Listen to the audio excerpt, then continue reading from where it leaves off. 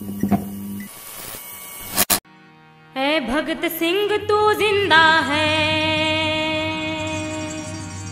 As of youth के सभी दर्शकों को इनकलाबी सलाम। मैं उमर खालिद और मैं लेकर आया हूं आपके सामने लोकतंत्र के छिपे सवाल। आज की इस एपिसोड में हम बात करेंगे शहीद आजम भगत सिंह के बारे में। 88 साल पहले आज ही के दिन भगत सिंह और उनके दो और साथी सुखदेव और राजगुरु को अंग्रेजी हुकूमत ने फांसी के तख्ते पर चढ़ा दिया। ये सज़ा उनको स्वतंत्रता आंदोलन में भाग लेने के लिए सुनाई गई। उनके काफ़ी और साथी थे हिंदुस्तान सोशलिस्ट रिपब्लिकन आर्मी के, जिनको कई और सज़ाएं सुनाई गई, लेकिन सज़ाए मौत इन 3 स्वतंत्रता सेनानियों को सुनाई गई, भगत सिंह, सुखदेव और राजगुरु को। सज़ा सुनाने के बाद भगत सिंह ने अंग्रेजी हुकूमत से माफ़ी नहीं मांगी। सज़ा सुनाने के बाद भगत सिंह अपने विचारों से नहीं पलटे। सिर्फ 23 साल के थे भगत सिंह। 1931 तक एक और शख्स जिनकी वीरता के आजकल बहुत किस्से सुनाए जाते हैं, विनायक दामोदर सावरकर, वो अंग्रेजी हुकूमत से कई बार माफ़ी मांग चुके थे, लेकिन माफ़ी मांगना भगत सिंह की राजनीति नहीं थी। माफ़ी मांगना, आदर्शों से पलटना, ये भगत सिंह का रास्ता नहीं था। तो हंसते हंसते भगत सिंह, सुखदेव और राजगुरु ने फांसी के फंदे को चूम लिया। आज के दिन हमारे देश में हर कोई भगत सिंह के बारे में बात करता है। हर पॉलिटिकल पार्टी भगत सिंह के बारे में बात करती है। हमारी जो पॉलिटिकल पार्टी जो सरकार में बनी हुई है, वो भी भगत सिंह के बारे में बात करते हैं। आज उनकी शहादत दिवस पे काफ़ी सारे नेताओं ने उनके ऊपर ट्वीट किया है, लेकिन कोई भी भगत सिंह के विचारों के ऊपर बात नहीं करना चाहता। कोई भी भगत सिंह के विचारों पर बात करना पसंद नहीं करता। ऐसा क्यों है? ऐसा क्या है भगत सिंह के विचारों में? ऐसा क्या है भगत सिंह के लेख में जिसके बारे में ये कोई भी नेता बात नहीं करना चाहता? क्या ऐसा है कि हम अगर उन लेखों को, उन विचारों को अगर आज सामने लाएं, तो कहीं ना कहीं वही भगत सिंह जिनको ये सारे नेता, ये सारे पॉलिटिकल पार्टी आज अप्रोप्रिएट करना चाह रही हैं, अगर भगत सिंह के विचार सामने आ जाएंगे तो उनको भगत सिंह अपने विपरीत, अपने खिलाफ खड़े हुए मिलेंगे। तो आज हम बात करना चाहेंगे भगत सिंह के विचारों के बारे में। भगत सिंह ने काफ़ी सारे लेख लिखे हैं। उनका एक सामाजिक, एक राजनीतिक विजन था, एक आज़ाद भारत का। उन तमाम लेखों से हम एक सवाल का जवाब देना चाहेंगे कि अगर आज इस मोदी राज में भगत सिंह जिंदा होते तो वह कहाँ खड़े होते। ये संभव नहीं है कि भगत सिंह की पूरी ज़िंदगी के बारे में, सारे लेखों के बारे में एक वीडियो में उस तमाम चीज़ों को बताया जाए। तो हम बस इस सवाल का जवाब देना चाहेंगे और भगत सिंह के लेखों से जवाब देना चाहेंगे। पहले हम आगे बढ़े, आप में शायद हो सकता है काफ़ी सारे लोग सोच रहे हो कि एक राष्ट्रवादी जिसने राष्ट्र के लिए कुर्बानी दी, उसके बारे में ये देशद्रोही क्या बोल रहे हैं। तो सवाल ये उठता है कि भगत सिंह राष्ट्रवादी थे, या फिर जो राष्ट्रवाद की परिभाषा संघ और भाजपा के लोग देते हैं, क्या उस परिभाषा से भगत सिंह इत्तेफाक रखते हैं? भगत सिंह के लिए राष्ट्रवाद क्या था? इस सवाल को समझना बहुत ज़रूरी है। भगत सिंह की गिरफ्तारी 9 अप्रैल 1928 में हुई, जब भगत सिंह और उनके एक और साथी बटुकेश्वर दत्त ने पार्लियामेंट में जाके बम गिराया, पर्चे बांटे और नारे देते हुए, इनकलाबी नारे देते हुए, इनकलाब जिंदाबाद के नारे देते हुए अपनी गिरफ्तारी दी। ऐसा क्या था उस डेट को चुनने का पीछे कारण? उस दिन पार्लियामेंट में क्या डिस्कस हो रहा था? उस दिन पार्लियामेंट में 2 मजदूर विरोधी कानून लाए गए थे, एक पब्लिक सेफ्टी एक्ट और एक ट्रेड डिस्प्यूट्स बिल। इन दोनों कानूनों से मजदूरों के अधिकारों को छीना जा रहा था। अगर भगत सिंह ने उस वक्त मजदूरों के अधिकारों को छीनने के खिलाफ और बहरी हुकूमत को सुनाने के लिए एक धमाके का इस्तेमाल किया, तो आज के दिन जब मजदूरों के इतने सारे अधिकारों को छीना जा रहा है, अलग अलग तरीके से छीना जा रहा है, तो भगत सिंह क्या करते? जब 2014 में ये सरकार आई थी, तो सबसे पहला हमला इस सरकार का, और ख़ासतौर से उन राज्यों में जहां राज्य की सरकार भी बीजेपी की थी, वो श्रम कानूनों पे थी, वो मजदूरों के कानूनों पे थी। मुझे याद है 2014 में राजस्थान में, वहाँ वसुंधरा राजे मुख्यमंत्री थी और नरेंद्र मोदी प्रधानमंत्री बन चुके थे। उस समय राजस्थान में इंडस्ट्रियल डिस्प्यूट्स एक्ट में अमेंडमेंट किया गया, और इस अमेंडमेंट के बाद मजदूरों की छटनी को आसान कर दिया गया।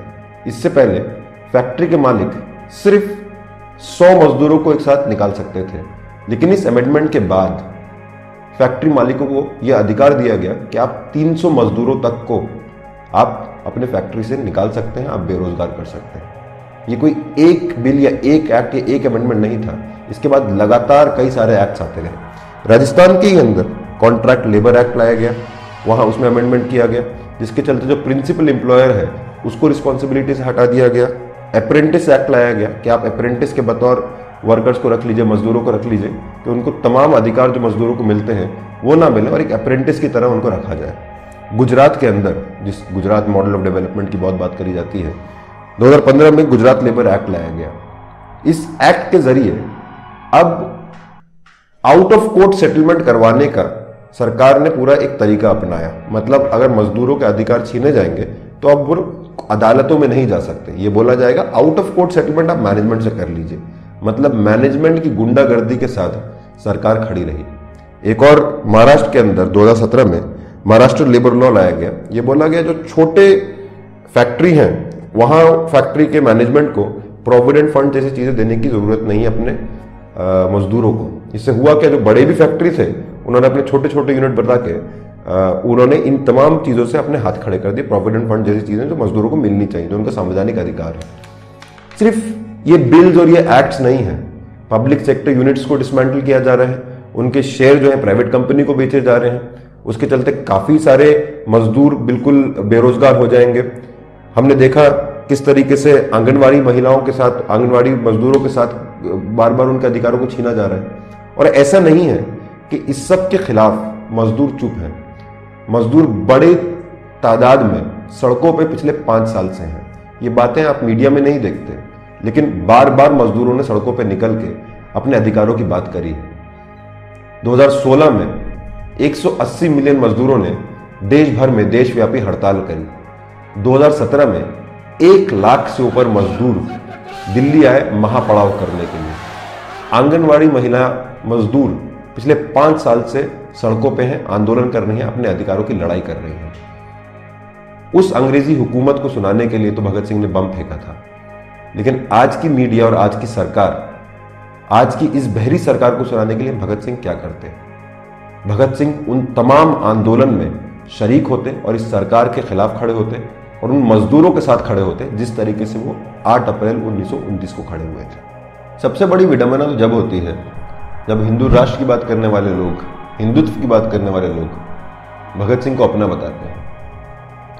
भगत सिंह एक वामपंथी थे। भगत सिंह अंधविश्वास के खिलाफ लिखते थे। वास्तविक तौर पे खुद एक नास्तिक थे। वो नास्तिक क्यों हैं, इस पे उन्होंने बहुत बड़ा लेख भी लिखा। रैशनैलिटी को प्रमोट करते थे, काफ़ी सारे लेख हैं। अगर भगत सिंह आज जिंदा होते और ये सुनते कि ऐसे लोग उनके बारे में बात करते हैं जो इस प्रकार के भाषण देते हैं, तो वो क्या सोचते हैं? पहले आप भाषण सुनिए। और हम लोगों ने तय कर रखा है कि अगर वो एक हिंदू बालिका को ले जाएंगे तो कम से कम 100 मुस्लिम बालिकाओं को ये वाला भाषण सुनिए। भैया तुम लोगों को अली मुबारक हो, हमारे लिए बजरंग बली हमारे साथ में है। एक और सुन लीजिए। गांव में अगर कब्रिस्तान बनता है तो गांव में स्मशान भी बनना चाहिए। इस सोच पे, इस मानसिकता पे भगत सिंह के क्या विचार थे? 1928 में कीर्ति नामक एक पत्रिका जो अमृतसर से छपती थी, भगत सिंह ने उसमें एक लेख लिखा, सांप्रदायिक दंगे और उनका इलाज। भगत सिंह उस लेख में लिखते हैं, हिंदुस्तान की हालत आज बहुत बुरी हो गई है। एक धर्म के लोग दूसरे धर्म के दुश्मन हो गए हैं। हिंदुस्तान का भविष्य बहुत दुविधापूर्ण लगता है। इन दंगों ने हिंदुस्तान को विश्व स्तर पर शर्मसार किया है। राजनीतिक लीडर्स और अखबारों का इन दंगों को भड़काने में बहुत शर्मनाक रोल रहा है।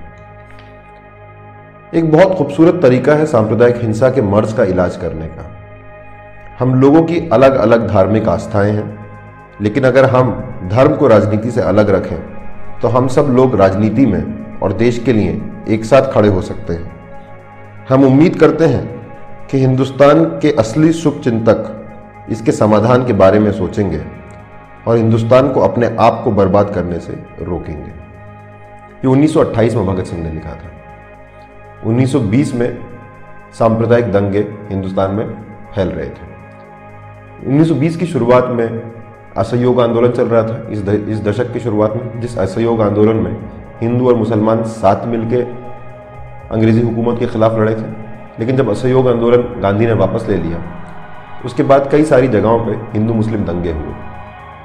उस कॉन्टेक्स्ट में भगत सिंह ने यह लेख लिखा था। 1928 आज 2019, आज भी ये बदला नहीं है। आज भी चुनाव से पहले सांप्रदायिक भाषण दिए जाते हैं, उन्माद पैदा किया जाता है, धर्म और जाति के आधार पर ध्रुवीकरण किया जाता है और इससे अपनी राजनीतिक दुकान चलाई जाती है। कई सारे मीडिया कर्मी भी आज सांप्रदायिकता की दुकान चला रहे हैं, आज सांप्रदायिक भावनाएं भड़का रहे हैं, दंगे करा रहे हैं, रोज हिंदू मुस्लिम डिबेट करा रहे हैं। इस न्यूज रिपोर्ट को सुनिए। मैंने आपको जानकारी दी थी कि कैसे हमारे देश का एक और हिस्सा 90 के दशक का कश्मीर बनता जा रहा है, जहां सैकड़ों की संख्या में हिंदू परिवार अपना आशियाना छोड़कर वहां से भाग गए हैं क्योंकि उन्हें अपनी जान की फिक्र सता रही है।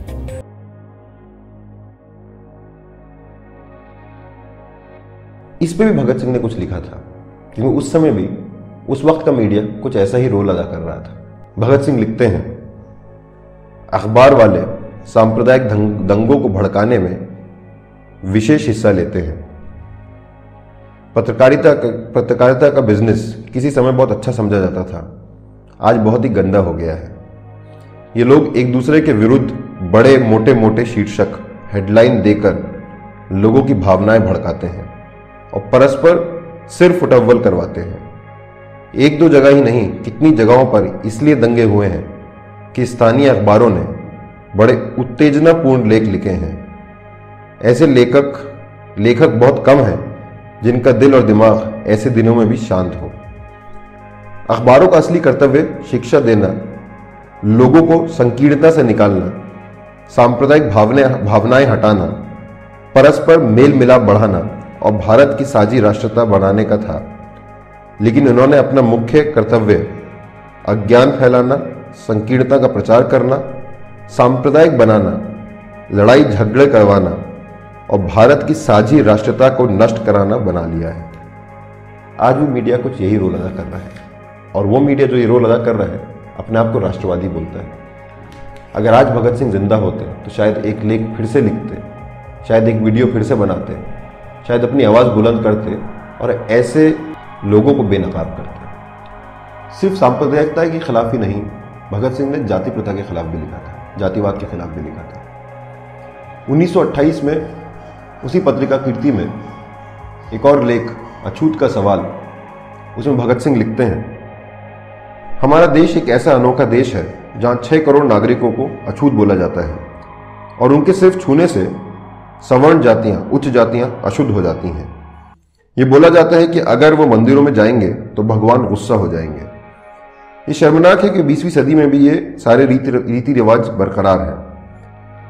हम एक आध्यात्मिक देश होने का दावा करते हैं, लेकिन हर इंसान की समानता को मानने में झिझकते हैं।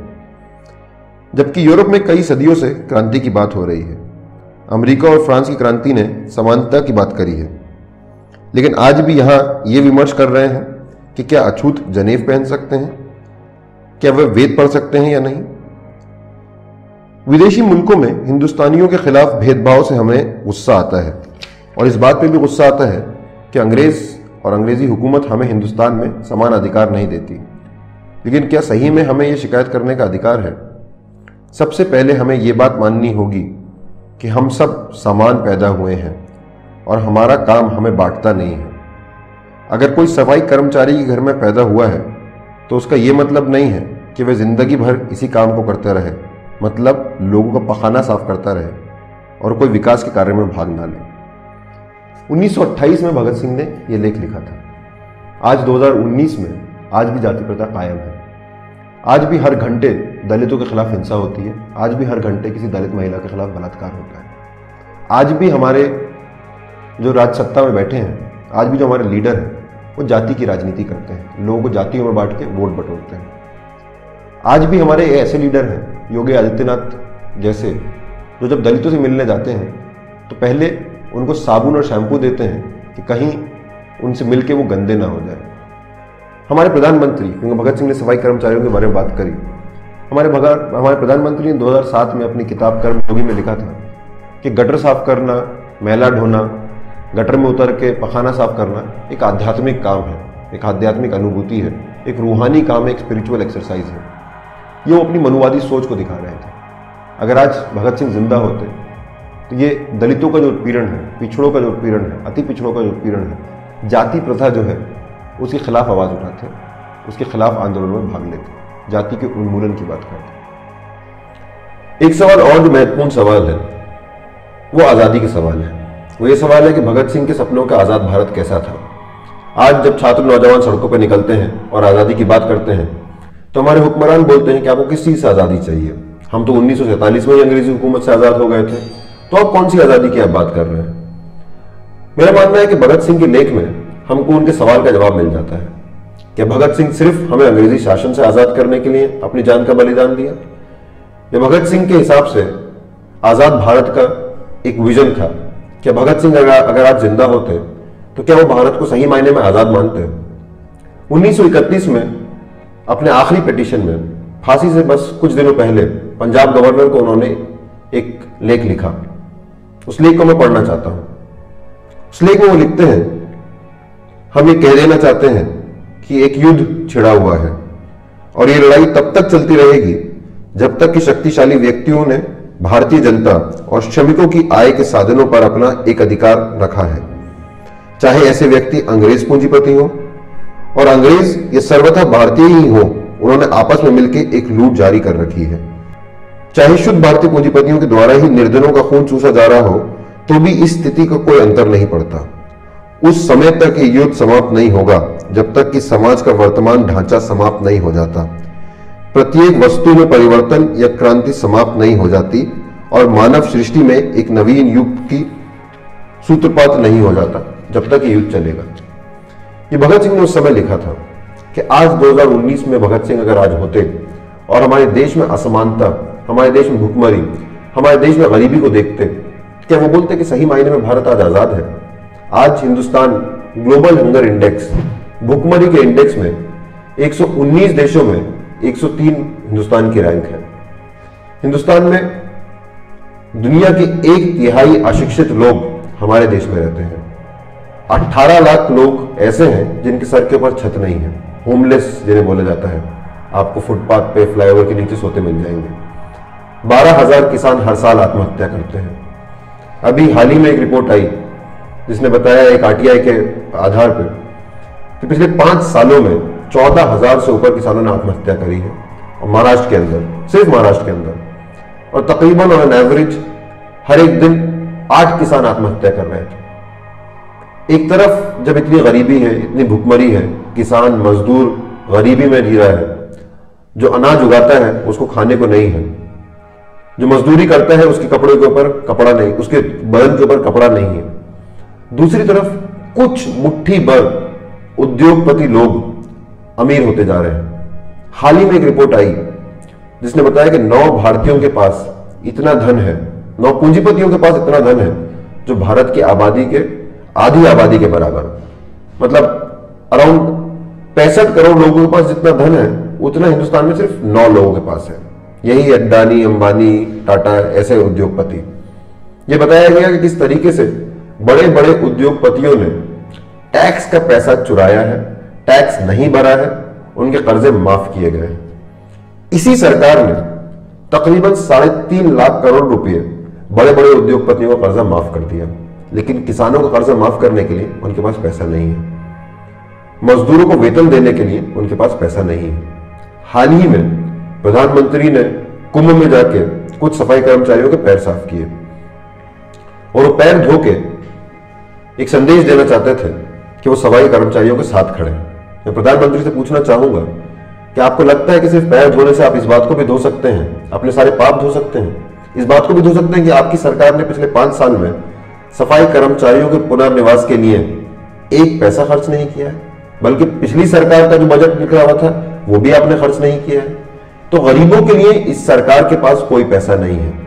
अमीर अमीर होते जा रहे हैं, गरीब गरीब होते जा रहे हैं। आज अगर हेल्थ केयर में देखें और हेल्थ केयर की एक्सेसिबिलिटी को देखें तो हिंदुस्तान 195 कंट्रीज में 195 देशों में हिंदुस्तान की रैंक 145 है। शिक्षा, स्वास्थ्य, रोजगार, सड़क, बिजली, पानी, ये सवाल नहीं बनते। सवाल बनता है मंदिर मस्जिद, सवाल बनता है घर वापसी, सवाल बनता है गौ रक्षा, सांप्रदायिक दंगे भड़काए जाते हैं, जातीय हिंसा करी जाती है। अगर आज भगत सिंह जिंदा होते तो मुझे पूरा विश्वास है आज भगत सिंह हुक्मरानों के साथ नहीं होते, आज भगत सिंह मोदी करके भक्ति में लगे नहीं होते, आज भगत सिंह तमाम संघर्षों में शामिल होते। और अगर हम भगत सिंह के सपनों का भारत बनाना चाहते हैं तो मैं अंत में आपसे बस एक भगत सिंह की अपील आपको सुनाना चाहूंगा, खासतौर से इस देश के नौजवानों को, खासतौर से इस देश के छात्रों को, जिनको यह बोला जा रहा है सवाल मत करो, जिनको यह बोला जा रहा है जो सत्ता में है उनको अकाउंटेबल मत ठहराओ, अगर तुम सत्ताधारियों से सवाल पूछोगे तो तुम पे फर्जी मुकदमे लगाए जाएंगे। यह बोला जा रहा है कि यूनिवर्सिटी में पॉलिटिक्स नहीं होनी चाहिए, यूनिवर्सिटी में अगर आप पॉलिटिक्स करेंगे टैक्स के पैसे की बर्बादी है, क्योंकि आपको सिर्फ पढ़ाई करनी है और पढ़ाई करके हुक्मरानों की भक्ति में लग जानी है।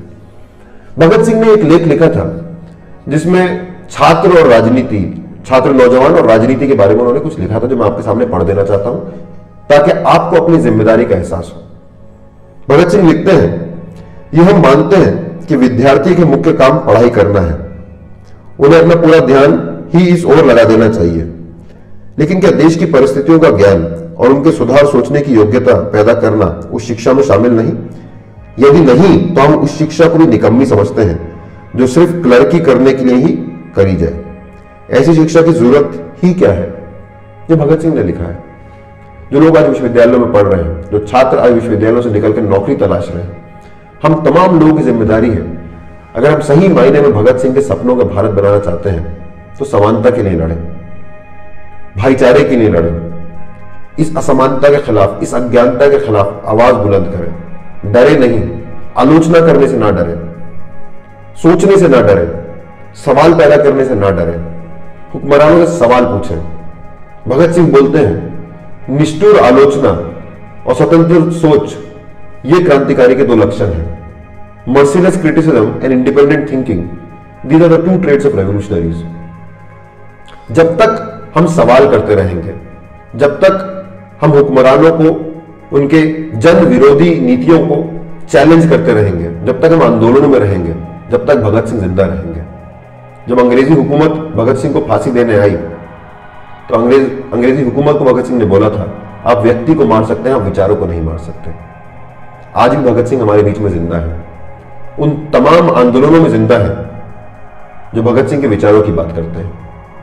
जब पिछले साल दिल्ली की सड़कों पर किसान आए थे तो भगत सिंह उस मार्च में हमारे साथ थे। जब ऊना में दलितों को मारा गया और उसके बाद पूरे गुजरात में जाति प्रथा के खिलाफ दलित हजारों की तादाद में निकलकर आए तो उस मार्च में भी भगत सिंह थे।